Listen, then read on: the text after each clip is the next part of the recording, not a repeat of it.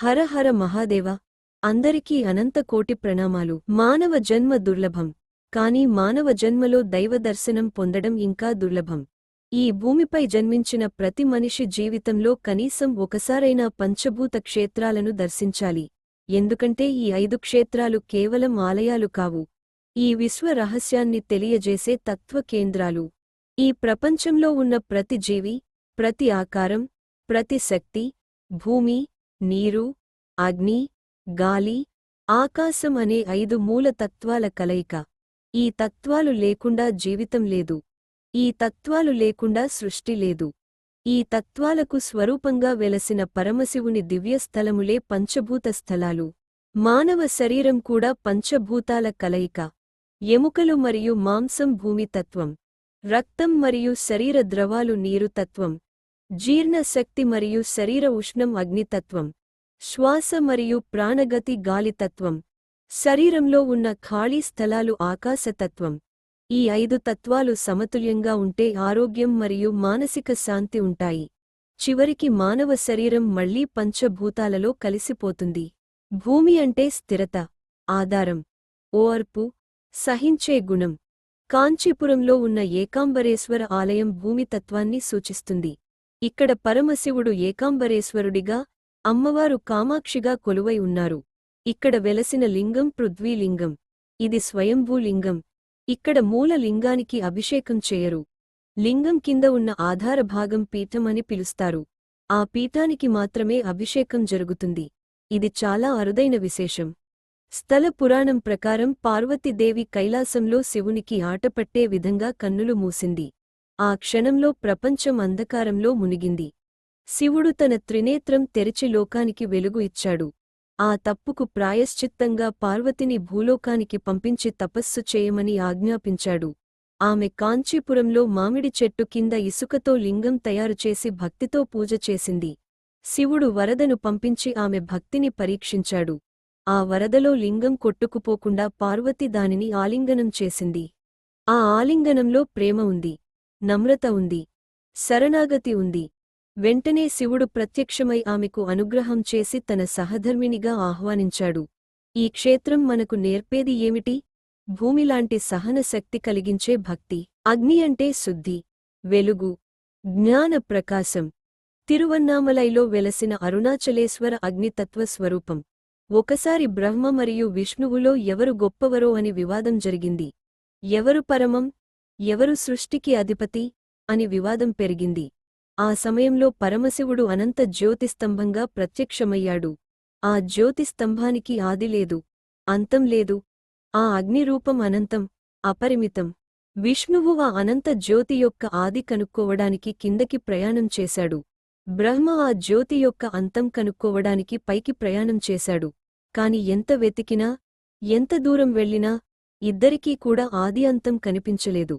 అప్పుడు వారికి అర్థమైంది, శివతత్వం అనంతం, శివతత్వం పరమం, శివతత్వం అందరిమీద ఆధిపత్యం కలిగిన పరమ సత్యం. ఆ దివ్య జ్యోతి స్వరూపమే ఈరోజు అరుణాచల పర్వతంగా భక్తులకు దర్శనం ఇస్తుంది. ప్రతి సంవత్సరం కార్తీక మాసంలో అరుణాచలగిరిపై మహాదీపం వెలుగుతుంది. ఆ దీపం కేవలం ఒక దీపం కాదు, అది జ్ఞాన జ్యోతి, మనలోని అజ్ఞానాన్ని దహించే దివ్యప్రకాశం. గిరి ప్రదక్షిణ చేయడం అంటే మనలోని పాపాలు అగ్నిలో కరిగించడం, అహంకారం దహించిపోవడం, మనసు శుద్ధి పొందడం. అగ్ని మనలోని అంధకారాన్ని తొలగిస్తుంది. అగ్ని మనలోని సత్యాన్ని వెలుగులోకి తీసుకువస్తుంది. నీరు అంటే జీవనధార, కరోనా, సౌమ్యం. జంబుకేశ్వరార్ ఆలయంలో వెలసిన జంబుకేశ్వర స్వామి నీరు తత్వస్వరూపం. ఇక్కడ లింగం ఎప్పుడూ నీరుతో తడుస్తూనే ఉంటుంది. గొప్పటి గ్రీష్మ ఋతువులో కూడా ఆ నీరు ఎప్పుడూ ఆగదు. అమ్మవారు అఖిలాండేశ్వరి దేవి. మధ్యాహ్న పూజ సమయంలో అర్చకుడు అమ్మవారి రూపం ధరించి శివునికి పూజ నిర్వహిస్తాడు. ఎందుకంటే ఈ క్షేత్రంలో అమ్మవారే శివుని ఆరాధించినట్టు స్థల పురాణం వివరిస్తుంది.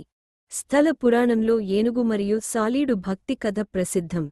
2 జీవులు తమ తమ విధానంలో శివుని ఆరాధించాయి.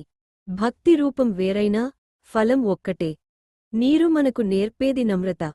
ఎక్కడ ప్రవహిస్తే అక్కడే కలిసిపోవడం, అహంకారం లేకుండా జీవించడం. ఆకాశం అంటే అనంతం, అత్యంత విశాలం. గంభీరమైన రహస్యం. చిదంబరంలో శివుడు నటరాజ రూపంలో ఆనంద తాండవం చేస్తూ వెలసి ఉన్నాడు. ఇక్కడ చిదంబర రహస్యం అని ప్రసిద్ధమైన దివ్యతత్వం ఉంది. తెరను తీసి చూపిస్తారు, కాని అక్కడ విగ్రహం కనిపించదు. బంగారు విల్వదళ హారం మాత్రమే కనిపిస్తుంది. దాని అర్థం ఏమిటి? శివతత్వం రూపం లేనిది, ఆకాశం లాంటి అనంతం. నటరాజ తాండవంలో సృష్టి, స్థితి, లయం, రక్షణ, అనుగ్రహం అన్నీ కలసి ఉంటాయి. మానవ హృదయంలో ఒక రోజులో 21,600 శ్వాసలు ఉంటాయి. చిదంబరం ఆలయ విమానంపై 21,600 కప్పులు ఉన్నాయి. మానవ శరీరంలో 72,000 నాడులు ఉంటాయి. ఆలయ కప్పుపై 72,000 చెక్క మేకులను కొట్టారు.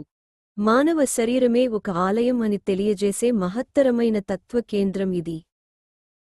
గాలి అంటే ప్రాణం, జీవన శక్తి, కనిపించని శక్తి కాని అనుభవించగలిగే తత్వం. శ్రీకాళహస్తిలో వెలసిన వాయులింగం ఈ గాలి తత్వాన్ని సూచిస్తుంది. ఇక్కడ దీపం వెలిగిస్తే ఆలయంలో గాలి లేకుండా ఉన్న సమయంలో కూడా ఆ జ్యోతి కొంచెం కొంచెం ఆడుతుంది అని భక్తులు నమ్ముతారు. ఇది వాయులింగం యొక్క దివ్య ప్రత్యక్ష మహిమ అని అందరూ భావిస్తారు. భక్త కన్నప్ప కథ ప్రపంచంలో అత్యున్నత భక్తి చరిత్ర. తన కన్నులు శివునికి అర్పించిన ప్రేమ, తన ప్రాణం కన్నా శివుడు ముఖ్యమని చూపించిన మహాభక్త. ఆయన భక్తి చూడగా శివుడు స్వయంగా ప్రత్యక్షమయ్యాడు. భక్తికి దైవం స్వరూపంగా ప్రత్యుత్తరం ఇచ్చిన భక్త కన్నప్ప కథ ప్రపంచంలో అత్యున్నత భక్తి చరిత్ర. తన కన్నులు శివునికి అర్పించిన ప్రేమ, తన ప్రాణం కన్నా శివుడు ముఖ్యమని చూపించిన మహాభక్త. ఆయన భక్తి చూడగా శివుడు స్వయంగా ప్రత్యక్షమయ్యాడు. భక్తికి దైవం స్వరూపంగా ప్రత్యుత్తరం ఇచ్చిన పవిత్ర క్షేత్రం ఇది. భూమిలాంటి సహనశక్తి కలిగి ఉండండి. నీరులాంటి నమ్రత కలిగి ఉండండి. అగ్నిలాంటి జ్ఞాన ప్రకాశం పొందండి. గాలిలాంటి స్వచ్ఛత కలిగి ఉండండి. ఆకాశంలాంటి విశాలమైన హృదయం కలిగి ఉండండి.